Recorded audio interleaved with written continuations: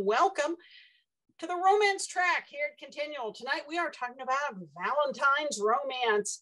And to do that, we've got a slate of wonderful romance authors here. I'm your host, Gail Z Martin and Morgan Brice, but I'm going to let our wonderful authors introduce themselves before we get started because there's so much to talk about. Starting with you, Kiki. I'm Kiki Burrelli. I am a gay paranormal romance writer. I published my first book, Finding Finn, in 2016, and I'm about to publish my 56th title, I think, this weekend. So been doing it and writing books and just loving every minute. Great. Hildie. Hi, everybody. I'm Hildie McQueen, and I write medieval Highlander romance. I like to think of men with nothing but kilts on, but most of the time the cold weather's cold, so they do have to wear tunics. So I am a USA Today bestselling author, and right now the one series you should read is the Clan Ross series. I think that's all I have to say right now. All right, Janet. Hi, I'm Janet Walden West, and I write paranormal romance and urban fantasy romance and a little bit of contemporary. And I'm like feeling the baby now after Kiki because my debut came out last year and I just had 2 out this year. So very nice. Jeannie. Hey, I'm Jeanne Adams. I write paranormal romance. I write romantic suspense. I write urban fantasy, and I write fabulous space adventures with my friend Nancy Northcott, which don't have romance in them, but everything else does. Okay, Donna. I'm Donna MacMeans. I write sexy historical romance traditionally, and then I also self-publish my paranormal romance, and I love it. I love it. I can't imagine writing a book, Jeannie, without romance in it. It's just a way of life. But hey, that's me. Oh, I should mention that my latest release came out just this last December, right before Christmas, and it's called Ring in the New, and it's gargoyles. Dancing with Gargoyles is my story, and I love it. Which is a collection that has several of us in it. Yeah. Yes, you are in it as well. I am. Nancy. I'm Nancy Northcott, and I write historical fantasy with strong romantic elements for Falstaff Books. I also independently publish paranormal romantic suspense, which is the green guy up there, and regular romantic suspense that doesn't have any paranormal elements. And these are male-female romances. And then, as Jeannie said, we write science fiction, mystery, adventure, whatever we feel like making the next book be, that generally doesn't have romance in it, at least not yet. And you are also the publisher of the Canaan Castle series, to which Jeannie and Donna and you have all been contributors in the past. This is true. I do publish those because somebody had to, so I did it. I'm Gail Z Martin and Morgan Brice. As Gail, I write epic and urban fantasy that have a little bit of romance, but a whole lot of action and explosions. As Morgan, I write urban fantasy, male paranormal romance. And that includes 3 Canaan Castle collections, which are all a shared world, a series set in a fictitious castle in England. So, you know, it's February, and like it or not, we've got Valentine's Day coming up. Are you a big Valentine's person or not? I'm gonna delve right into the most controversial question you'll get tonight. Yes or no on Valentine's Day? Love it or hate it? Starting with you, Hildie. I love it. And it's funny because I don't like chocolate, but I love Valentine's Day, the whole idea of it. As a matter of fact, I just was sitting here at my desk looking at all this stuff that I picked up at the stores. So I'm going to send, little cards to my daughters with little gifts in them. And then I have little bags. So I send little gifts. I meet with friends for lunch and they'll each get a little bag. I'm trying to decide what to put in there. So I love that kind of stuff. Because my love language is giving. So to me, anytime there's a holiday where I get to give things away, it makes it fun. And then during our book club, I have a book club here locally. We, of course, celebrate romance during February. So then I get a chance to give them, you know, some swag for my books, or friends of mine, you know, other authors send me swag. I share it with them. I do all kinds of stuff. Oh yeah, there is this guy that I live with, my husband. What do I do with him? Not much, really. I'll get him a Valentine's card. We give each other Valentine's card. We don't do a lot of celebrating on occasions, but we do like we'll eat, you know, get something special to eat. You'd probably delivered this year because I hate going out to eat on Valentine's because restaurants are so packed. So we usually do something here at the house special, like watch a movie and order food. But yeah, to me, it's so much fun. It's just fun. Okay. Donna, how about you? I love Valentine's Day. I wore my red just for Valentine's Day. You know what I like? I like those little candy hearts. You know, the ones with little sayings. I love those things. And I give those out. I went shopping today and I got a Valentine's Day card for my grandson, who's 5 years old. Those little kid Valentine's Day cards are really cute. However, the store was just crazy. And it had a ton of Valentine's Day stuff in it. So I imagine it is a big marketing day. As for celebrations, sometimes my husband and I go out, or like Hildie, we stay in and just kind of celebrate at home. You know, I'm almost been married for almost 50 years, and it's kind of hard to come up with something unique on Valentine's Day. So, but I think it's really a special day, and it may have its marketing components to it, but I think it's an important day to celebrate. Okay, Janet. I am a sucker for Valentine's too. I have my official Valentine manicure that I just did last night. I'm kind of like Hildie. It's like, yeah, on the chocolate and yeah, on roses. But I love the whole idea, you know, people doing things for each other, reaching out and showing that you care. Food is always good. I'm a sucker for those Reese's Hearts that they have out now. My kids and I have decided those have the perfect ratio of peanut butter to chocolate. So they're always in demand here. And my husband and I is really funny because when we first started dating, he tried really hard to do the traditional thing, you know, like dinner, candlelight, or, you know, going out of town for something. And it never worked out the way it does in the movies. Like the last time we went before we got married, we went to Asheville, get in a hotel room, you're going to stay there and everything. And the hotel looked great in the photos. And we got there and it was more like something out of, say, the first 5 minutes of Supernatural. You're kind of waiting for like a murder clown to jump out of your room at you. So, I love the idea, but I love being non-traditional about it too. Okay. Jeannie's apparently having some internet issues, so I'm sure we'll get her back at some point. Nancy, how about you? I like Valentine's Day a lot. I mean, I'm a sucker for sentiment. I write romance, among other things. I mean, you can't write romance if you're not into sentiment. And we don't do a big Valentine's Day celebration, though, because when our son was small, going out to dinner was a chore because we could not get a sitter because nobody wants to babysit on Valentine's Day. And so we usually have a quiet celebration here. And I love flowers, but I get irritated when the price gets jacked up at certain times of the year. And as things would happen, we met in late February. And so we just do a quiet dinner and some champagne or something like that on Valentine's Day. And then we go out to dinner and we do the big shebang when it's after Valentine's Day. And, you know, our son doesn't need a sitter anymore, but we got in the habit when he was small. And so we don't have to worry about a sitter. We didn't have to worry about one. And flowers are their ordinary prices again. And it's good that the chocolate is picked over because I love chocolate and I could eat one of those whole big Whitman red heart things all by my own self in a single sitting. And that's really not good for me. So that's my take on Valentine's Day. Jeannie, you're back with us. Quick, fill us in. I'm back. Well, my husband is an accountant, so he is right in the middle of the beginning of the craziness for corporate accounting stuff.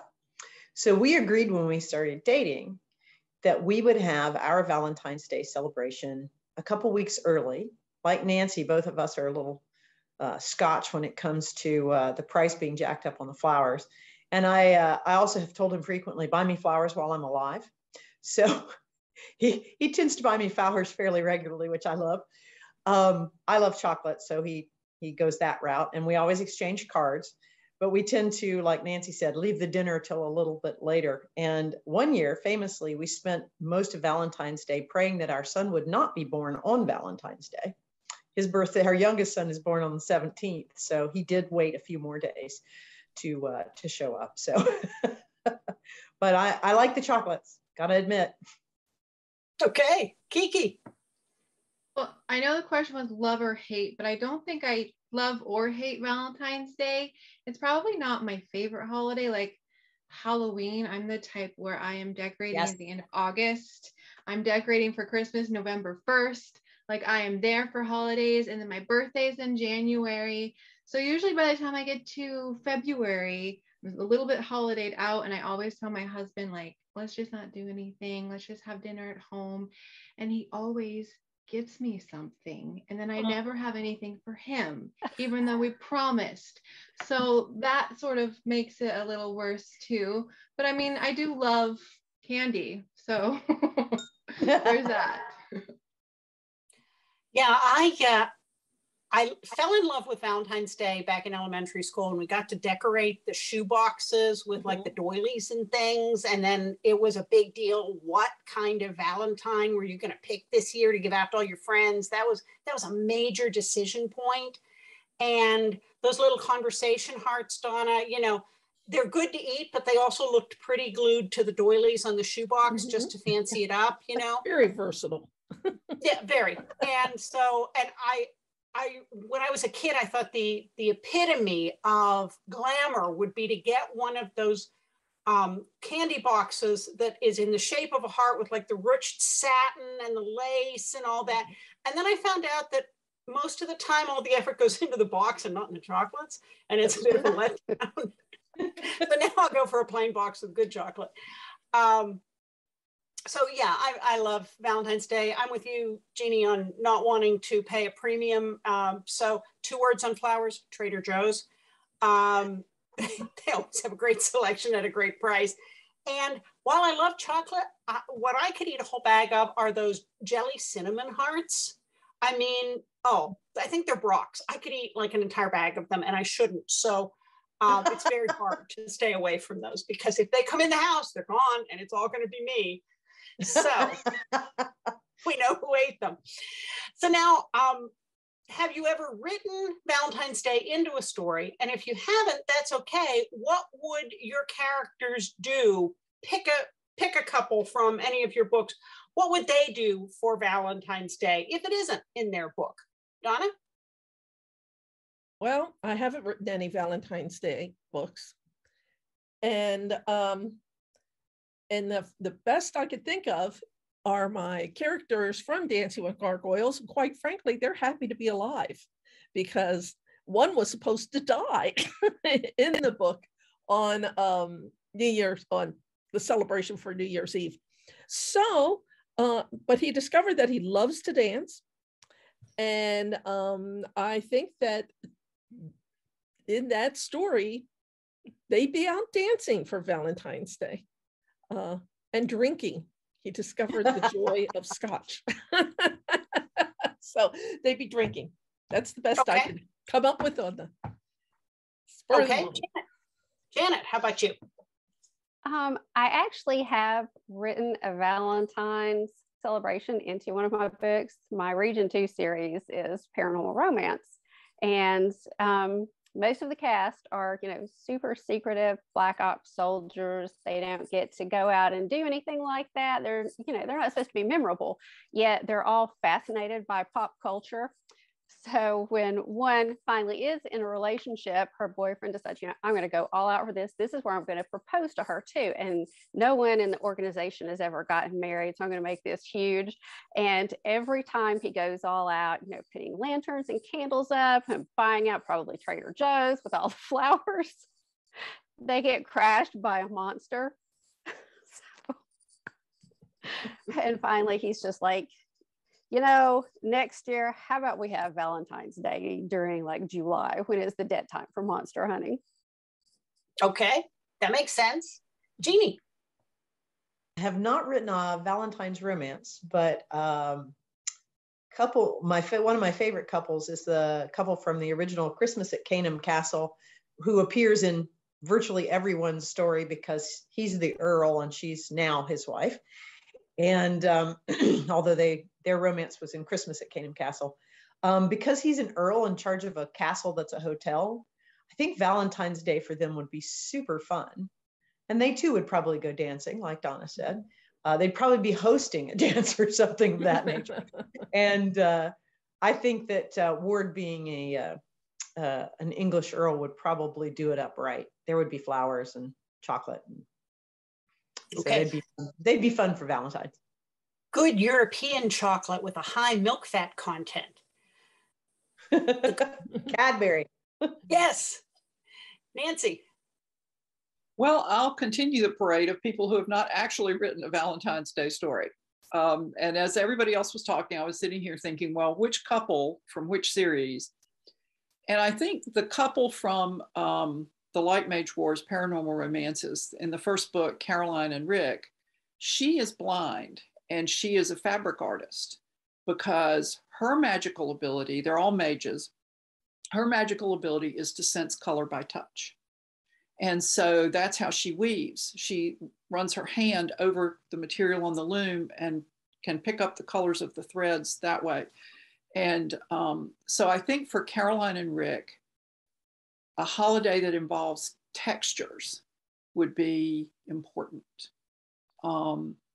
So the feel of roses would be important to her.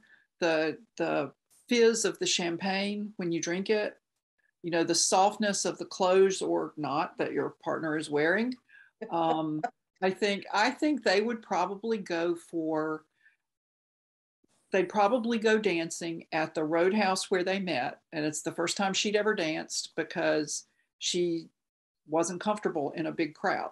And he took her out on a night that was quiet and taught her to do the two-step. So it's kind of their dance, their place. So I think they'd go out to the Ramblers Roadhouse outside Macon, Georgia, which is imaginary. There's no real Ramblers Roadhouse. And then have roses and champagne and probably chocolates, because again, not only taste but texture, for their Valentine's celebration. Nice. Now I'm hungry. Kiki. Well, like I said, I love holidays. So I have a whole series. It's called Welcome to Morningwood, and each of the books are centered around their own holiday. So I have written a Valentine's Day book. It's this one. It's called Sweet Meat, and it's actually on sale this month, both the ebook and the paperback. But the holiday, the Valentine's-ness of it kind of gets a little obscured by the fact that there's this hitman, and then I have Malcolm, who is a tiger shifter and also is one of the people involved with protecting the town of Morningwood, which is this town of like a bunch of different shifters, and he's protecting it from a hitman, and along the way finds this young man named Brisbane, and he can't leave him, so he takes him back to Morningwood, and then you know what happens after that. Hildy. I was hoping to get out of this by saying, I write medieval romance, but then I was looking on my phone. I was like, crap, it started in the year 490 or something. So, so then I had to pick a couple. So I decided that in my Clan Ross series, there's a hero, and it's the book titled The Beast. And he has been through a lot and never expected to get married because he didn't think he could find someone that will see past all his scarring and his different issues. And then he meets Beatrice, who is like, she's so fun and delightful and just, made made him laugh, and things that he hadn't done in years. So he does anything for her. Well, where they live in on the Isle of Uist is around their house in the back. There's this big giant lavender field. So if I were to write something to do around Valentine's Day, I think I would have him collect bunches of lavender and just fill like the house with it, so that she would be surprised when she walked in. I think that would be a nice scene of something that he would do for her. That sounds fantastic. I actually have written a Valentine's romance short story, and it's set in my Badlands series, which is about a psychic medium and a skeptical homicide cop who chase down supernatural killers in Myrtle Beach. And in this case, it's not a killer as much as a restless ghost. And it turns out that they are doing an exhibit about the old airfield that is now an airport, and it used to be the Army Air Corps base during World War II. And a pair of star-crossed lovers, of course, I write male-male romance, so two guys who had to keep their romance secret back in the day, and then one of them didn't come back from flying his mission. And through it all, Simon gets to broker getting them back together again. So it's kind of sweet, and love conquers all and all of that. So that is my Valentine's romance out there, and it's free on Prolific Works. It's called Cover Me. So what do you like best about writing romance? Janet? That is a good question. I am one of those people who enjoys the torture of a slow burn. So I like that build up, preferably between two people that have nothing in common and may not even like each other to begin with. And then it's just like the little touches, the little gestures. It's like, oh, they're not so bad. And someone does something really special for someone else. And then you end up with the giant reveal. Yes, we do love each other. We're going to make this work. But I love that build up. It is so fun. Okay. Jeannie? What's not to love? I mean, there's so much, no matter what trope you use, no matter how you torture your characters before you get them to their happily ever after, there's nothing like the conflicts and resolutions and sexiness and fun of writing romance. And every time it's a different story, and yet you still get to that wonderful happily ever after place. So it's just delightful to write and read, and I just love it. Okay. Nancy? Guaranteed happy ending. Absolutely. I read almost all genre fiction, if it's not history or something for research. I read a little mainstream fiction and some women's fiction, and I read no literary fiction, because it's not so much about forming a commitment to another person as learning to be stronger in yourself. And one of the first books like that I read was so depressing. I mean, this woman's parents died and she'd been their caretaker, and now she was free and she was going to spread her wings and she was going to build her life. And she fell in love with this jerk, and he was her first love. And then it turns out he's married and everything is awful. And then at the end of the book, she's stronger in herself. And, there's nothing wrong with a story about that. Lots of us go through things that we come out of stronger at the end of it, and it's good for us. It's just that I just prefer things where people end up actively happy. That just suits me better. And a friend of mine once said, romance is the genre of healing, because characters come to a relationship with baggage and emotional scars. And sometimes we make that worse along the way. We kind of make it a little hard on them down the road. But by the end of the book, they've come to grips with it. Like with Caroline, she had a bad experience when she was 11. She got lost in a shopping mall at Christmas time and panicked. And ever since then, she's been afraid of crowds. And so what the book gives Caroline is a chance to come out of her shell. And a lot of characters in romances have to come out of their shell in some way or another. And sometimes it's a shell they don't even realize they're sitting in. But that's what I like. I like to maybe beat people up a little bit with their problems along the way, but then make them happy and resolved at the end. Okay, Kiki. I think what I really love about romance is, and particularly probably paranormal romance, is the ability to break completely away from reality and to not have it be something that would happen, to your neighbor or something like that. You can have things be the best and the most perfect that they could be, and you're allowed to because romance allows for that thing. I also like how, any plot that's going on in a romance story, you're also going to have the anticipation of the couple and the tension between the couple that really, I think, just drives everything forward a whole lot more interestingly. And then I also really enjoy that there are no limits to exploring different types of love languages. There's nothing that you have to keep back because you can just put it whatever works out there for the character. And I enjoy that. Okay, Hildie. And the most enjoyable thing to me about romance is going on the journey with these two people that come from two different places. And I think, the whole part of them getting to know each other, and you're walking through them. Every time you read a romance, you go through the whole journey with these two characters.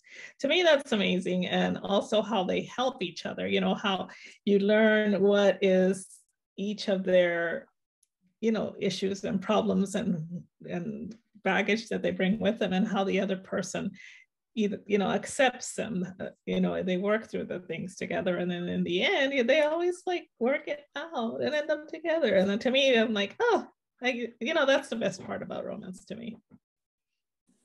And Donna. Well, everything I write, I take an approach.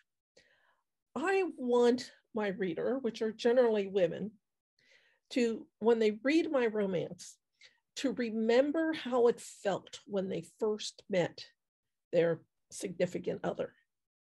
Because, after you've been married for a long time, a lot of those discoveries they aren't as exciting. So that's what I love about a romance. You can read a romance and through deep point of view, you're in that character and you remember what that's like to fall in love, to love somebody that you're not sure whether they love you back, to be in a situation where there's a lot of sensual tension, and especially with my Victorian romances, sensual tension, you're not supposed to have it, but it's there and you can't avoid it. And that's what I like. I just like the discovery.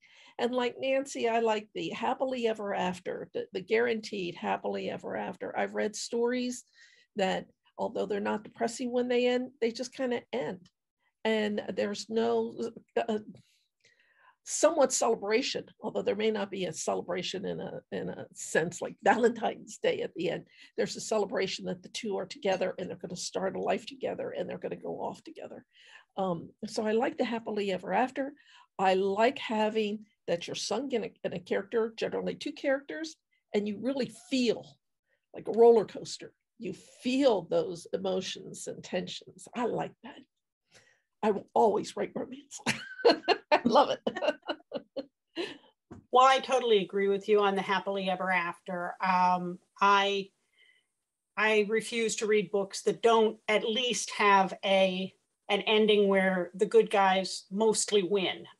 Because if I want to be depressed, I can read the news. I want to read something where I know who the good guys are and where they win in the end, even if they're battered and bloodied. And that holds true for my fantasy as well as my romance. I want a happy ending, a good ending at the end. And so that's one of the satisfying things for me, is that they have to fight for that good ending. They may have to sacrifice for that good ending, but in the end, they're going to get their heart's desire and have a happy ending. And that's a wonderful thing to sit down with and know, no matter what the story puts you through, you're going to get there in the end. And I'll admit, I'm the person who will go peek at the end just to make sure they deliver on their promise. That's me. even an ebook. So what are your favorite tropes when it comes to writing romance? Jeannie? Oh my gosh, I love all of them. My favorite probably, Hildie was mentioning this about her book, The Beast, which is excellent, is that Beauty and the Beast trope. I love that one. I love Friends to Lovers. I like all of them, but those are my favorites. Okay, Janet. I really love that whole enemies to lovers, or at least opposites attract, because they do have to go through so many different stages. First, from I don't even understand you, or I can't stand you, to okay, maybe you're not as bad as I thought. Then maybe, okay, we're friends, that's fine. And then someone is like, oh no, I really like them. And that whole stage where they're trying to deny it and finally come together. I think those are very satisfying. Nancy? As Jeannie said, I pretty much like all of them. I mean, the only ones I don't like are forced proximity. I do like forced proximity, but every once in a while I read one where the forced proximity is such that the heroine ought to be getting the heck out of there and calling the police because this guy's a total stranger. And so those don't work so well for me. I mean, other people don't have a problem with that, and that's fine. But I tend to use Second Chance at Love and Friends to Lovers, which was not even a conscious decision. But I was looking back over the different books and I thought, there's a lot of this in here. So I think that may be kind of telling.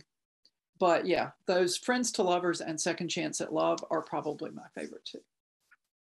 I love both of those tropes, but I'm also a sucker for hurt comfort. You know, let's have somebody rescue somebody. Let's have them, you know, stuck in an avalanche. Let's have the stakes high, and that drives you to realize how much you really care about this person. I'm a total sucker for hurt comfort.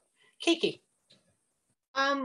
Like Janet, I also really like the enemies to lovers trope, but I also have a very soft spot for like protective, possessive alphas who like do things that in real life, like Nancy said, you should probably be calling the cops, but in the books it works and it makes my heart pound. So I love those. And then also I really like age difference, probably romances. I write a lot of those. They're kind of my candy. Okay, Hildie? I love the knight in shining armor who comes in and saves the day. I don't know. I write that a lot.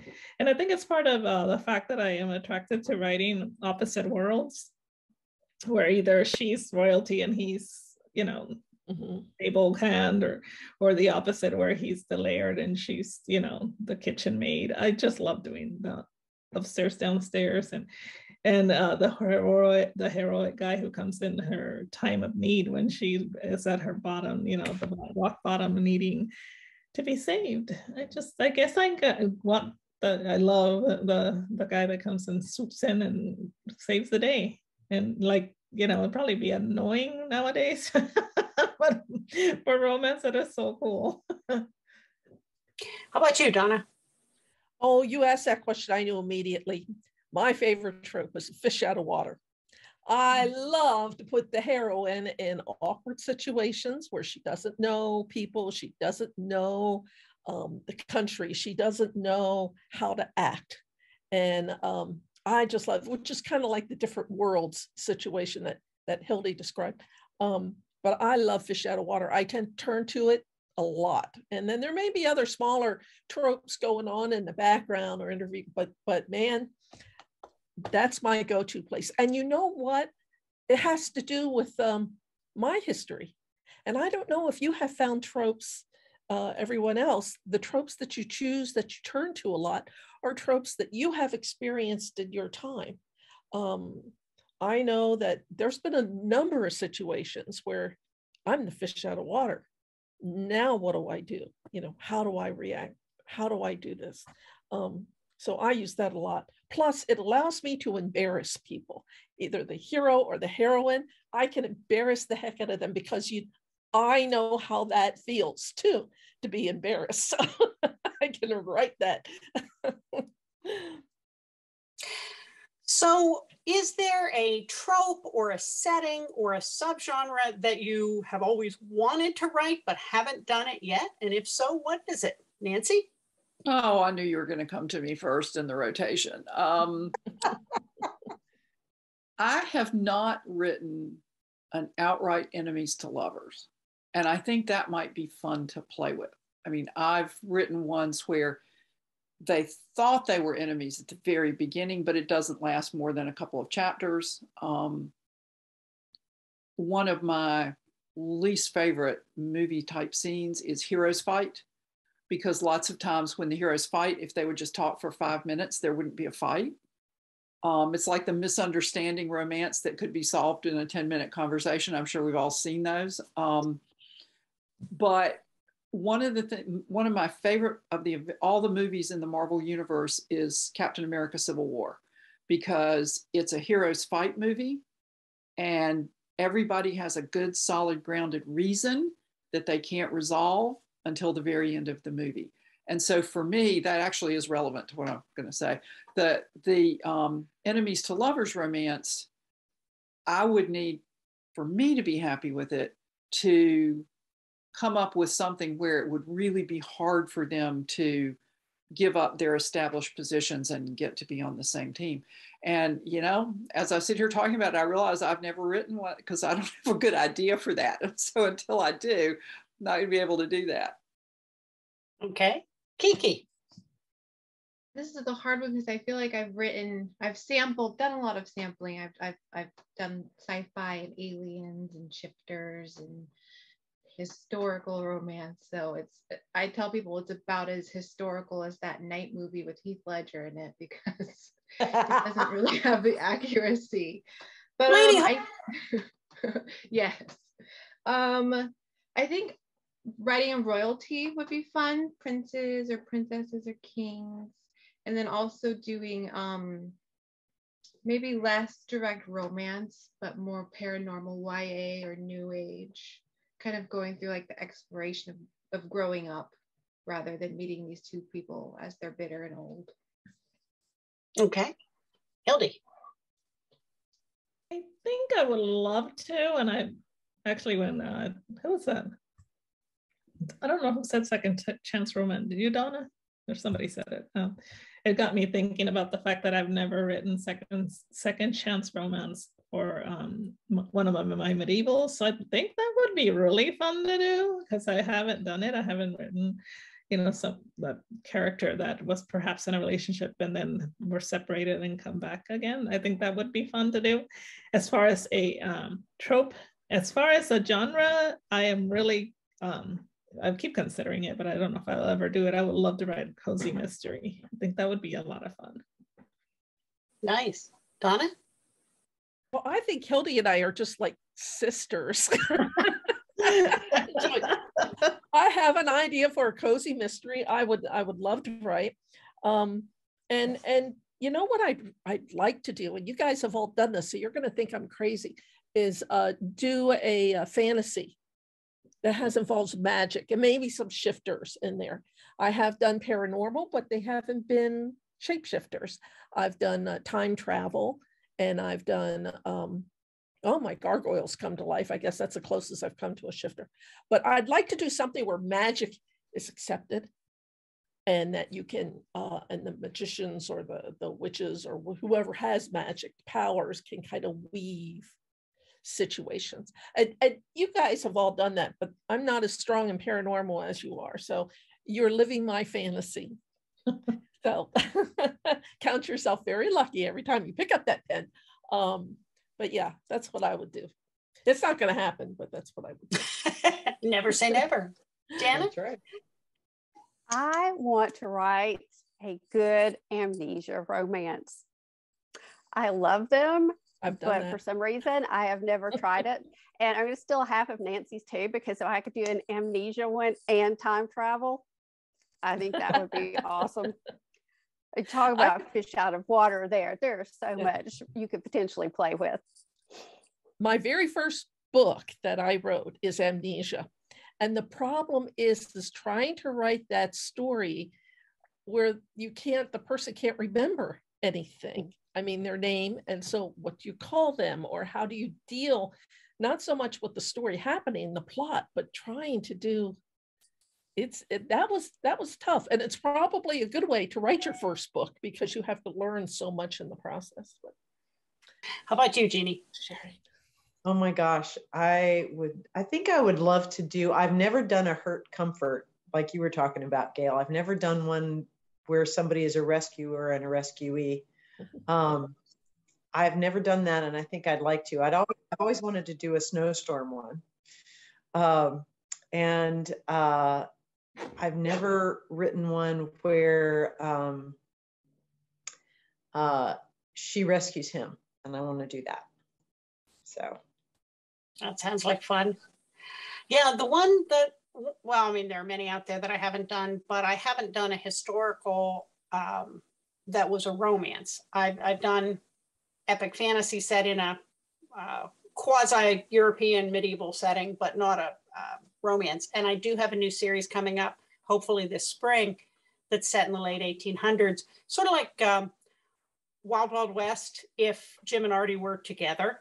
And so yay. I'm doing that. And then, you know, most people go, what, you mean they weren't? But it all depends on your headcanon when you watch the old series. So I'm going to tiptoe into that and see how that goes. Well, folks, we have blown through our time. So it's time to go around, let everybody know if you have a new, recent, or upcoming book and where we can find you online. And I'm going to go in reverse order and pick on Nancy this time. Well, as I actually have an answer to that question, so that's good. My newest release, as we record this, is Mage Sentinel. And it's on all the ebook vendors, and coming out probably by the time you read this will be the sequel to it, which is Renegade Mage. And you can find information about me at nancynorthcott.com. I do have a Facebook author page, but I tend to forget I have a Facebook author page, so it's not very informative. But you can find me on Twitter, where I'm at Nancy Northcott, and I spend probably more time than is good for me. Okay, Janet. I have the Region 2 series, which is fairly new, and the third book in the series is coming out this spring, Agent of Chaos, which is kind of a reverse power dynamic. The heroine saves the hero in this one. And you can find me and my books at Janet Walden West at my website, same handle on Twitter and Instagram and Facebook. And Jeannie. Well, you can find the Canham Castle books out now. Christmas at Canham Castle, Trick or Treat at Canham Castle, and Ring in the New at Canham Castle, where all fine books are sold. You can find me at jeanneadams.com. You can find me, as Nancy said, I spend too much time on Twitter, like Nancy said. And you can also find me on Instagram, where I'm posting pictures of Scotland all the time, and here on Continual all the time too. Fun. Pardon me, Donna. Okay, well, I already mentioned that my book that you can find at the moment is Ring in the New at Cayman Castle with Dancing with Gargoyles. But I have a book, How to Bait a Dangerous Rake, that's sitting with my agent who's trying to find a home for it. And I really like that story, but I imagine the title's going to change because that's kind of a long title, but good story. And I'm writing right now the next book in that series, which is A Rake in Sheep's Clothing. So I think I have one more in that series, in the Rake Patrol series, and I'll be done with it. Yay. So you can find my books, where you can find about my books. You can find out about me at my website, which is Donna MacMeans. Now, MacMeans is spelled M-A-C-M-E-A-N-S, or think of a Big Mac and then a mean person and make it plural. That's me.com. Otherwise, I'm on Facebook. I try to avoid social media because I get sucked in, and Facebook is enough for me to deal with. So find me on Facebook, easy, Donna MacMeans, and I love to chat, love to talk. So Okay, Hildie? Well, I have a book coming out. It's called The Stag, and it's the 5th book in the Clan Ross of the Hebrides series, and it is a opposite worlds. And also the heroic guy who sweeps in to save the day, except for she doesn't really want to be saved. And so I'm really excited. That book comes out on February 15th. Yeah, The Stag. And you can find me mostly on Facebook. I'm on there every day in the morning, and then I come back. Sometimes I swoop in during the afternoon when I get, need a break from writing. So I'm always on there. So I answer, private messages or comments, that kind of stuff. So where else am I? I'm everywhere. I'm on Instagram. Well, no, I'm not on anywhere. Just Instagram. Twitter, hardly ever. But yeah, usually everything's under my name, Hildie McQueen. Okay. Kiki? My latest release is this weekend, actually, the 5th. It's Wrath, Wolves of Resurrection Road. That's the 3rd book. So Pride and Lust are already out, and then Wrath, and then Envy is coming soon. You can reach me on Facebook. My reader group is Kiki's Den. I'm pretty much always in there, just kind of messing around when I should be writing. I also have a website, www.kikiburrelli.com, and then Instagram, and yeah, I think I'm everywhere too. Everywhere. Probably right next to you right now. I'm pretty easy to find. The websites are gailzmartin.com and morganbrice.com. Remember to put the Z in there and spell Brice right, and you found me on pretty much all of social media. I'm out there quite a bit, especially on Facebook, but also on Twitter and Pinterest and Instagram and a bunch of other stuff. And of course, here on Continual. The new book is The Devil You Know, which is the 6th Witchbane book, and that comes out February 8th. And there will be more stuff after that. So lots of good stuff coming up here. All right, everybody. Well, thank you so much to our wonderful panelists. And thanks to all of you for watching and listening. There'll be more romance coming up here on Continual. So we'll see you online.